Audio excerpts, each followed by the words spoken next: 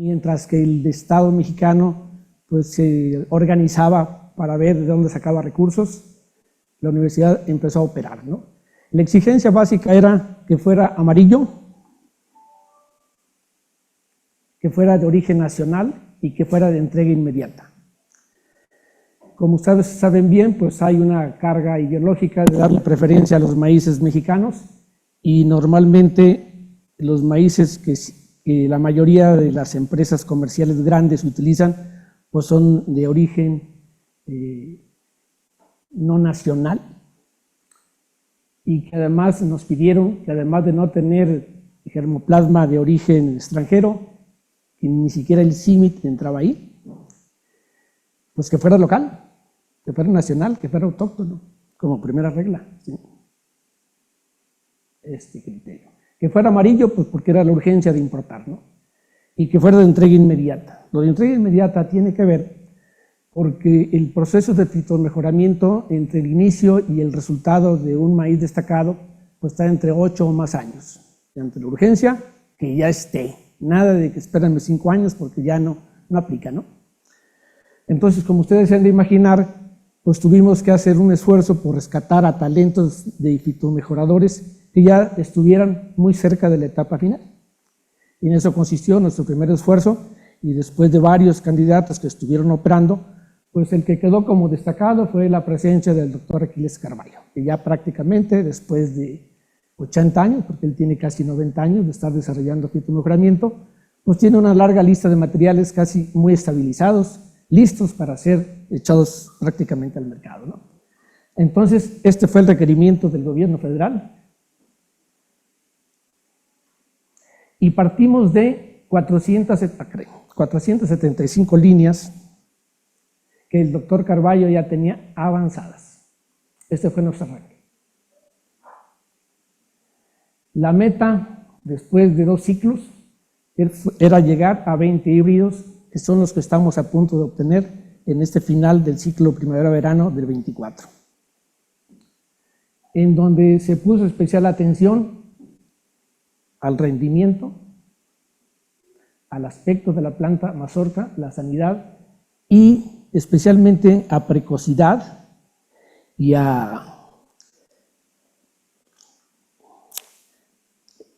decir, que fuera rápido y que fuera de más de una mazorca. ¿Cuál es la palabra correcta, Claudio? Precocidad. Precocidad y prolificidad. Prolificidad, que fuera prolífico.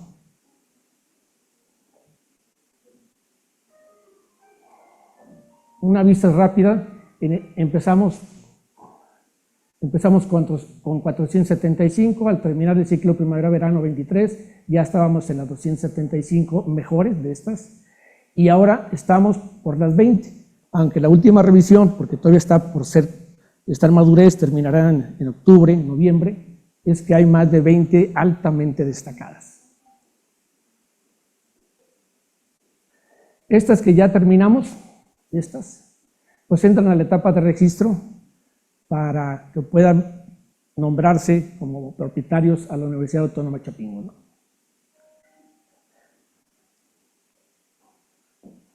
Con esta tarea concluida exitosamente, diríamos en tiempo y forma, el compromiso que hizo la universidad con el gobierno federal está concluido. ¿Qué sigue? Pues el gobierno federal nos dice qué pasó con mis materiales. A él le toca la siguiente etapa. ¿Cuál? Pues cómo instrumentar la política de precios, cómo instrumentar la política de distribución, y eso ya como universidad pues nos queda grande, ¿no? Desde luego que podemos hacer un proyecto conjunto, ¿no? Pero en términos de la generación de germoplasma de calidad, hay ahí ya una primera entrega. ¿Qué es lo que tenemos para los siguientes 6 años? Porque evidentemente este problema fue atendido a toda la velocidad para responder a la exigencia del gobierno, pero nos abrió el horizonte. ¿Qué quiere decir? Pues que el problema no nada más es del maíz amarillo, es del blanco, es del púrpura, es del azul y las otras variantes, ¿no? Entonces, ante esa perspectiva y el ensayo y el aprendizaje de estos 2 años, pues nuestra oferta, que pensamos que no es optimista, es de ofrecer al menos unos 20 híbridos o maíces ya terminados por año. En los 6 años que le quedan a este gobierno que arranca, pues estamos hablando de 120 maíces destacados que la universidad puede ofrecerle al gobierno en su sexenio. Creemos que pueden ser más porque pensamos incorporar no nada más los criterios de fitomejoramiento tradicional que tienen ciclos de 8 o más años, sino nuevas tecnologías como son los marcadores moleculares y la doble haploidía que nos permitan reducir el tiempo pues a 2-3 años. Entonces esto que pensamos 120 con la lógica del fitomejoramiento tradicional, pues no sería difícil pensar una multiplicación por 3.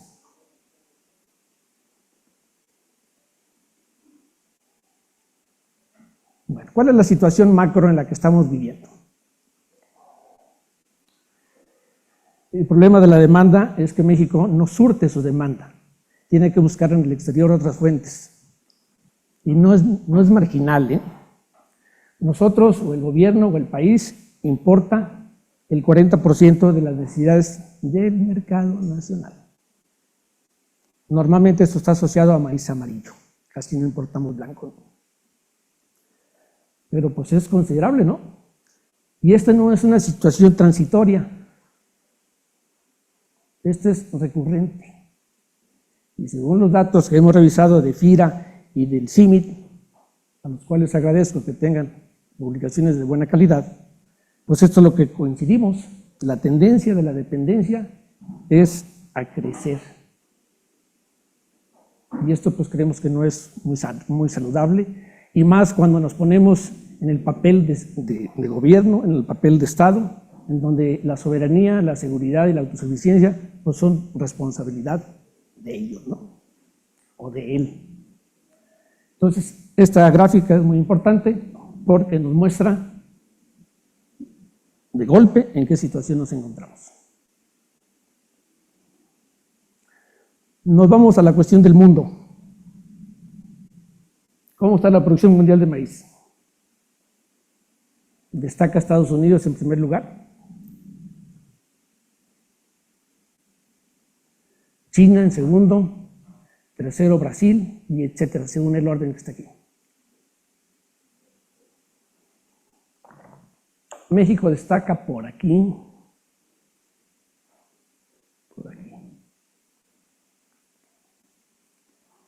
pues somos marginales en términos del conjunto. Lo recalco porque nosotros siempre decimos, sin maíz no hay país, que el maíz es la esencia de la mexicanidad, y cuando volteamos al mundo, pues aquellos sí producen maíz, ¿no? Entonces como que esto es espuma. Pero bueno, pues la identidad es la identidad, ¿no? Entonces en esta gráfica lo que destaca es Estados Unidos, con casi 1/3 de la producción mundial. Comercio, bueno, los principales países exportadores, entre 4 países casi producen o participan en el 86% de las exportaciones. 4 países controlan el mercado mundial. Vuelve a destacar Estados Unidos como el número 1. Pues destacó ya en la producción, pero puede ser que sea autoconsumo, ¿no? También en el mercado mundial ahí está el número 1. ¿Quiénes son los que compran? México es el comprador más importante del mundo. O sea, no es, bueno, todo el mundo compra, no, nosotros somos los que más compramos en el mundo. Por lo menos en el último año, que está aquí registrado, en el 22, ya nos convertimos en el país más importante. Le sigue la Unión Europea, Japón, Corea del Sur, como grandes importadores. ¿Cómo está el inventario? Recuerden que el que maneja el inventario pues tiene influencia en los precios, ¿eh? Estados Unidos participa normalmente en 1/3 del inventario, o sea que tiene un peso en los almacenes mundiales de maíz. Podríamos un poco estirando el análisis de la gráfica, que esto no se consumió, son las reservas mundiales. Entonces, maíz sobra, ¿eh? Para aquellos que creen que estamos al borde de la hambruna, maíz sobra. Y depende de otros el cómo se reparte. ¿Quiénes controlan el inventario? Pues en los últimos años Estados Unidos ha estado formando parte al menos de un tercio. Esos son años en los que Estados Unidos ha participado. O sea, los inventarios, Estados Unidos tiene un papel central, fundamental, decisorio para los precios. Ahora, este es un cuadro muy interesante que tiene que ver de lo que importo. ¿Es representativo o es secundario con respecto a mi demanda? Pues ya habíamos visto en el primer cuadro, porque me adelanté, Estados Unidos compra el 45% de sus necesidades. Alguien diría, oye, acuérdense que China está en el segundo lugar de la producción mundial, pero él compra poquito, casi todo es autosuficiente. Nosotros compramos la mitad. Japón casi compra el 100% de maíz. Corea casi está en la misma circunstancia, pero ellos son países tecnológicamente desarrollados que tienen niveles de excedente donde pueden comprar el maíz si está en la luna. Están concentrados en otros criterios, ¿no? Y entonces no podemos decir que esta sea una dependencia mortal, ¿no? Para ellos. Pudieran darse el lujo de comprar en cualquier otra parte, a pesar de que por lo menos para el mercado de México, pues Japón, los otros países compradores, los otros países como cuál, estos que son los que venden, ¿a cuáles podríamos comprarles?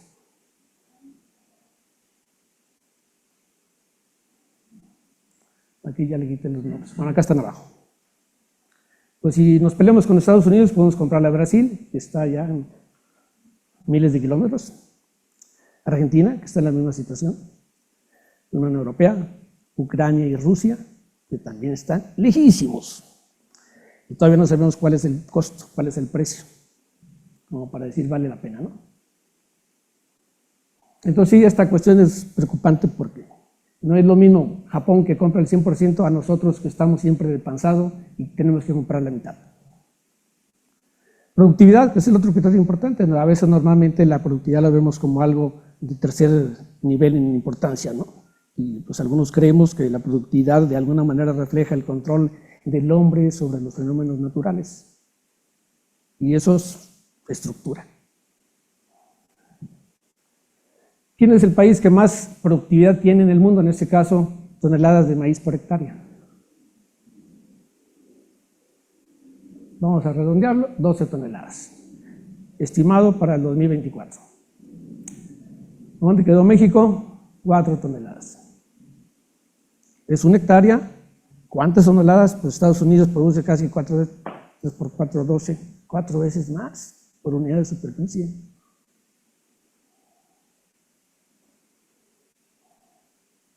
Y bueno, Ucrania, pues, ¿quién es el que sigue en productividad? Argentina.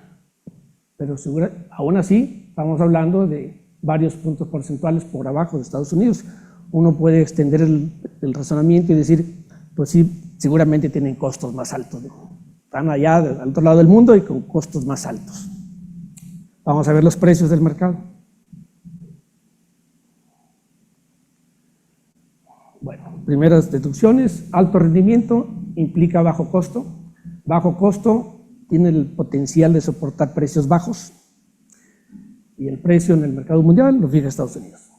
Precios. Aquí están los precios del mercado mundial en los últimos 10 años. Esta montaña que estamos aquí observando es la aparición del COVID, que distorsionó los mercados mundiales, y la guerra de Ucrania. Actualmente el precio cayó abajo de los $180. O sea, regresó a los precios de este inicio. Entonces podemos decir que los precios en el mercado mundial son relativamente estables. Y a veces uno ve las notas en el periódico y dice, no, sí, se cayó el precio o subió el precio, ¿no? No son un periodo de tiempo muy cortos. En términos de largo plazo, uno puede planear en función de estos precios. En función de estos.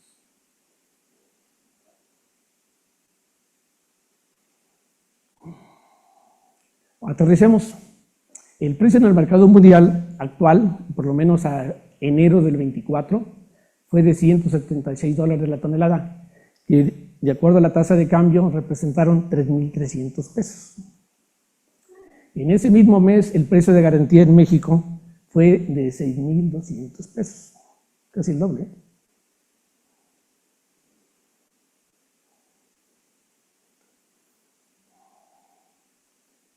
La pregunta es, ¿quién está pagando esa diferencia? Si ustedes fueran personas o empresas, ¿dónde comprarían? ¿Aquí? O acá. Ahora, si son gobierno, ¿dónde comprarían? ¿Por qué? Porque el gobierno tiene la responsabilidad de la soberanía, de la autosuficiencia y de la seguridad. Tiene que ser a un lado cuestiones de carácter político o ideológico, ¿no? Pero como empresas, es evidente que la elección sería aquí. A lo mejor no es tan evidente. Un poco resumiendo lo que hemos visto, Estados Unidos es el mayor productor del mundo, el mayor exportador, el de mayor productividad y el que mayor participación tiene en las reservas mundiales. En resumen, la situación del maíz en México no es coyuntura, como nos vendieron en un primer momento que hablamos con el Estado mexicano, ¿no? Es una cuestión estructural. Eso es lo que explica que no se haya podido aplicar el decreto de prohibir las importaciones de maíz. Simplemente aquí no hay. Y dijeron, bueno, es el 10%, nos aguantamos. Y es el 45%. Tuvimos que volver a comprar y más que antes del decreto. Las cifras así lo dicen. El espíritu que hay en el medio, pues eso no se resalta, ¿no? Oculta la realidad. Pero entonces el problema no es nada más del maíz amarillo. También el maíz blanco está bajo estos precios, ¿eh? Y la pregunta sigue siendo eso, ¿quién la está pagando? Seguramente son recursos que pudiendo estar destinados a algo, pues se dedican a un subsidio, ¿no? Un subsidio que está resolviendo los problemas de la productividad, la diferencia en productividad. Entonces la información dura confirma el liderazgo de Estados Unidos. México es muy vulnerable. Significa que bien fácil nos dobla, y más ahora que hay ese juego político. ¿Sabes qué? Pues no te vendo maíz, búscale donde quieras. Pues me voy a Sudáfrica. No tienes las cuotas, ni tienes los precios, ni tienes la distancia. ¿Qué creen que hagan? Silenciosamente van a ceder. Entonces el problema que tenemos es cómo reducir esa dependencia del exterior. Definitivamente es obvio pues, que hay que fortalecer la producción, hay que diversificarla con otros países, ya vemos que no es tan fácil, pero pues hay que intentarlo. Fomentar el consumo de maíz nativo para tener más ofertas y desde luego revisar las políticas comerciales. Debe de invertir a mediano y largo plazo. Esto no se resuelve, pónganse de acuerdo mañana y ya lo resolvimos, ¿eh? Tenemos que ver un escenario por lo menos de unos 10 años o más. ¿En qué?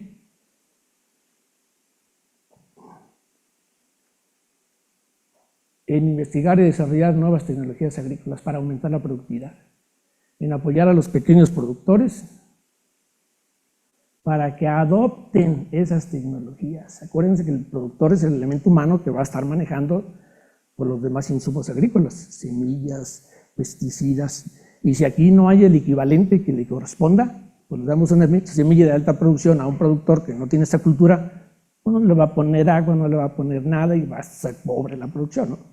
Entonces debe haber una correspondencia. Desde luego, pues ya todo el mundo estamos de acuerdo en que tienen que ser sostenibles y tenemos que fortalecer la cooperación regional con otros países. Pero esto nos va a tardar más tiempo. Entonces, eso de largo plazo, el Estado mexicano debe reflexionar y ser coherente sobre el futuro que desea para el país. Ahora, existen herramientas para poder brincar de las 4 toneladas promedio a las 12 promedio que tiene Estados Unidos. ¿O es un sueño guajiro?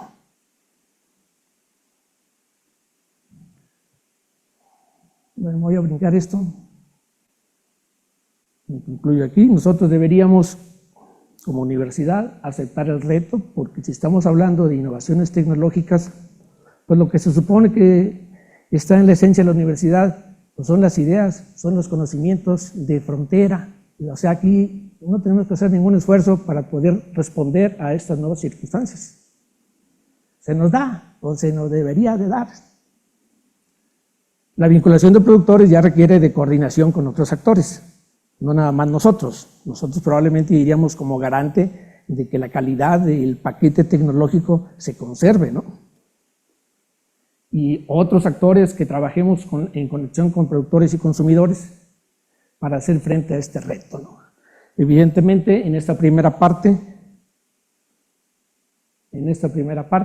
pues se pueden concentrar en elementos muy específicos que ya tienen su cabeza formada desde hace muchos años y podamos crear a toda velocidad más de lo que puede el mercado adoptar. Pero en el área de vinculación y conexión con los productores, pues aquí ya nos pasamos de la productividad a la ingeniería de la red de valor. Y también yo creo que la universidad puede aportar muchas experiencias. En este caso, el CIESTAM tiene mucho que aportar, ¿no? Pero al final de cuentas la responsabilidad va más allá de nosotros, pero creemos que sí tenemos mucho que apostar. Como estas son tareas urgentes, estamos un poco elaborando la propuesta de un instituto universitario de maíz. Por lo menos mientras pasa la urgencia, ¿no? Bueno.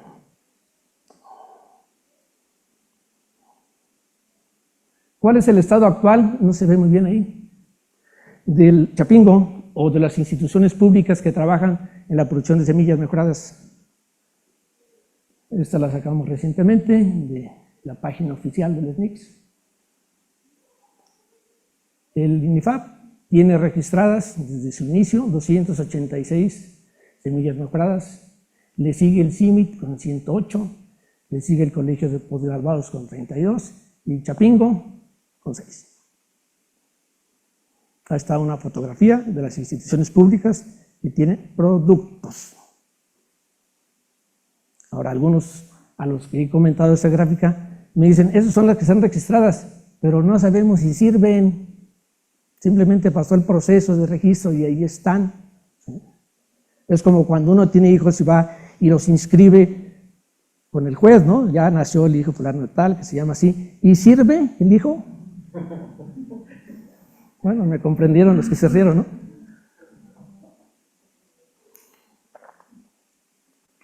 Pero fuera un poco de tomar esto a chiste, pues ahí está la situación. Algunos lo pueden interpretar como optimistas y otros como que una fatalidad, ¿no? Y así están las fechas de registro. Nomás para que vean, por lo menos aquí en el INIFAP, que es el instituto que a eso se dedica, ya desde el 96 que se tomó el dato, pues ha estado haciendo registros. Pero el resto, bueno, también aparece el CIMIT, aquí en el 2016-2017, pues que con cierta frecuencia y continuidad se nota que ahí están trabajando el asunto. Los que sí ya somos medios intermitentes, pues sobre todo nosotros, ¿no? Chapingo. Muchos dicen es que ya tengo listo el doble o el triple. No está bien, pero por lo tanto no entraron como los demás entraron, ¿no? Un ejemplo de lo que hacen otras empresas, por ejemplo el programa Masagro, destinó 47,000 millones de pesos para este programa, ¿no? Para el programa de Masagro. Duró como 8 o 10 años y si lo medimos en función de cuántos híbridos sacó o materiales destacados, cada híbrido costó 34 millones. O sea, requiere inversión, ¿eh? Esto ya pasó.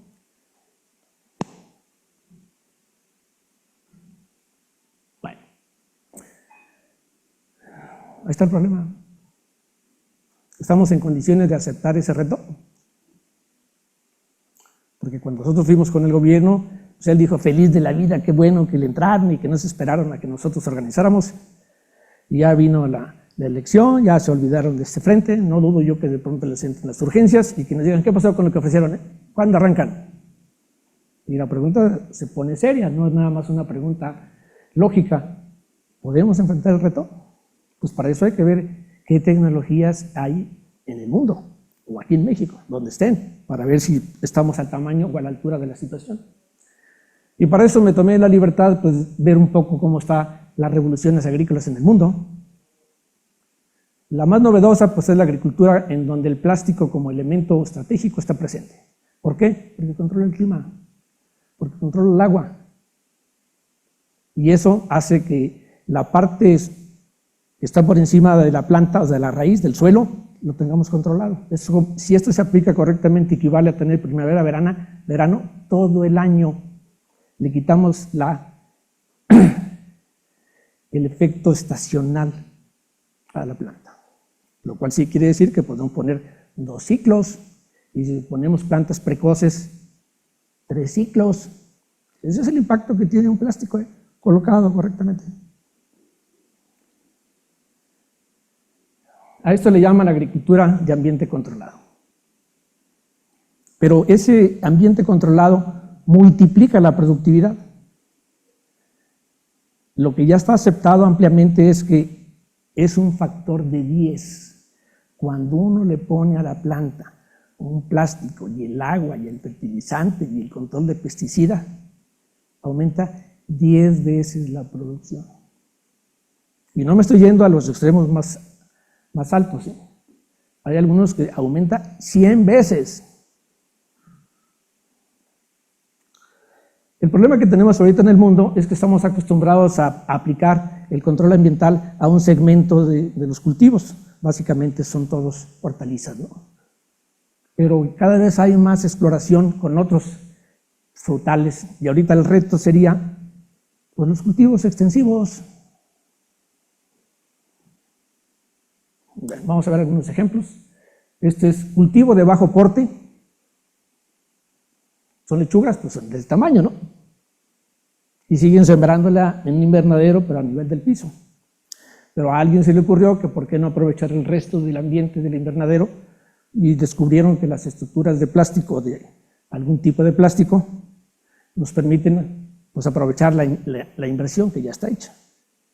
En algunos casos reportan que es posible con ese sistema, en vez de producir una lechuga, producen 50. Esa es la diferencia de productividad. Aquí tenemos otro ejemplo, ya diseñado desde el inicio para tener una estructura vertical. Esto ya está operando, no crean que me la saqué de ahí de un fake. Tenemos un caso de papaya, que es invernadero. Tenemos la conversión de cultivos de alto porte porque la distancia de aquí a acá puede ser 5 o 6 metros, a bajo porte, que es acá. Esto permite, el bajo porte, utilizar los invernaderos tal y como están, no hacer invernaderos de 20 metros de altura, así como están de 5 o 6 metros, así ya pueden ser usados cuando uno aplica la tecnología de bajo porte. Aquí tenemos estos aguacates también en sistemas de ambiente controlado. Aquí en Chapingo, entre paréntesis. Higo también en invernadero. Papas en aeroponía. Hasta parecen esferas de un árbol de Navidad porque están en el aire. También aquí se hizo un trabajo de tesis en Chapingo. Y eso es particularmente interesante porque si hay algo que uno asocia con el suelo, la papa, aquí está en el aire. O sea que no necesitamos tierra para la agricultura. También la relación planta-animal, también aquí en Chapingo. Y la otra cosa que viene es la revolución de la agricultura urbana, ¿sí?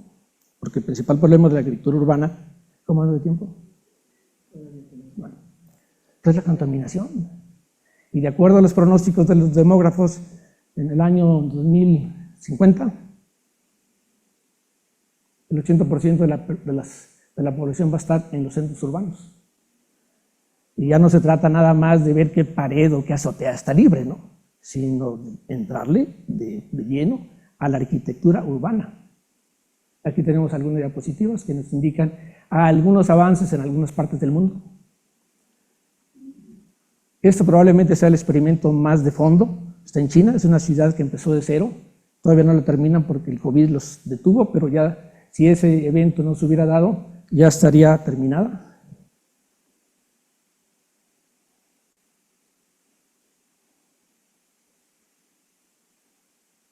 Y muchos de los principales líderes tecnológicos, como Jeff Bezos, pues está dedicando una buena parte de su capital precisamente a invertir en agricultura vertical. Es otro indicador. Bueno, ¿y en el maíz qué? ¿Qué potencial tenemos ahí como para explotar y utilizar? El dato que tenemos es que en temporal el promedio es 4 toneladas y en riego entre 8 y 10. Es lo que se acepta como normal. Sin embargo, algunos actores destacados como Ernesto Cruz lo capturaron los chinos, se lo llevaron allá como a 14 años y él logró en su último momento, digo momento porque se vino después, pues producir 44 toneladas por hectárea. Con la misma tecnología existente, pero siendo eficiente. Y parte de la eficiencia es que el productor y el innovador eran lo mismo, porque normalmente no es lo mismo, ¿eh? El innovador, cuando deja su innovación a terceros, no responde igual.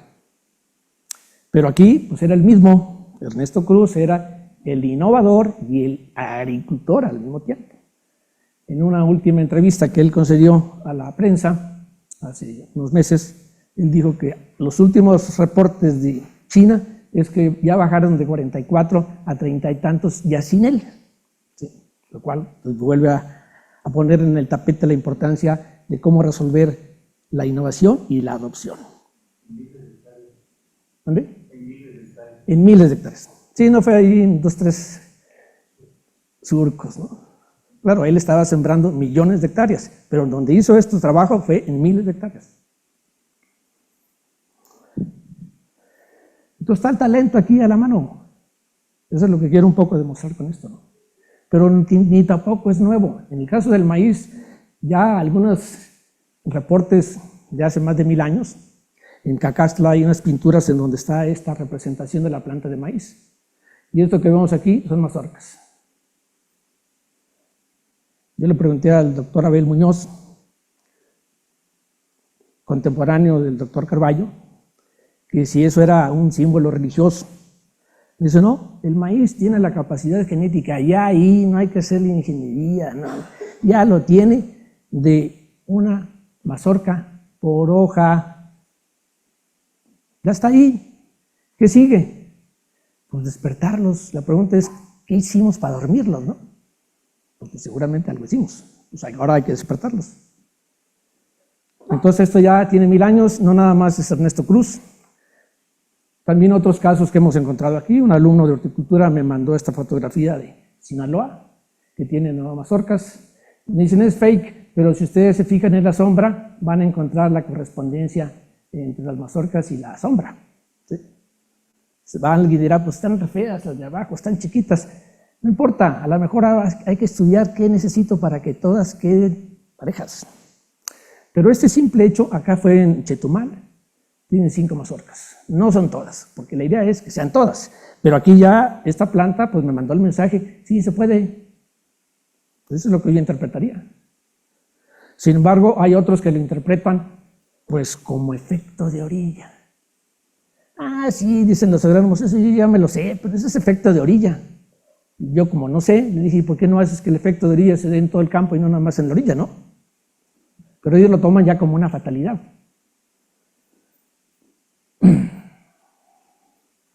Entonces son señales no leídas.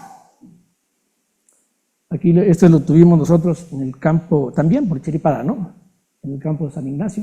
Pero además hay otro fenómeno que quiero destacar aquí, este gel, que por ahí apareció una nota de que ya lo registraron en una universidad americana como parte de sus avances, y este gel está en muchos maíces, yo diría que casi en todos, ¿sí?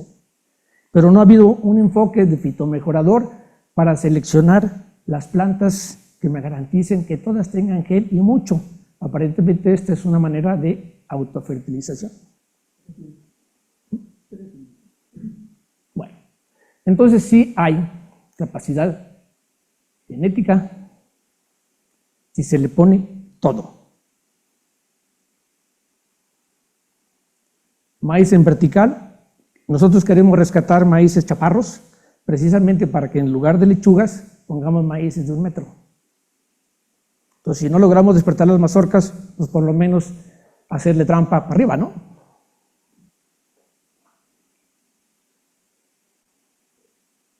Bueno, el reto es pasar de las 30 a las 400 toneladas. Pero producir bien no basta, pero ya la universidad tiene experiencia en multiplicar la productividad, en usar la herramienta de la red de valor,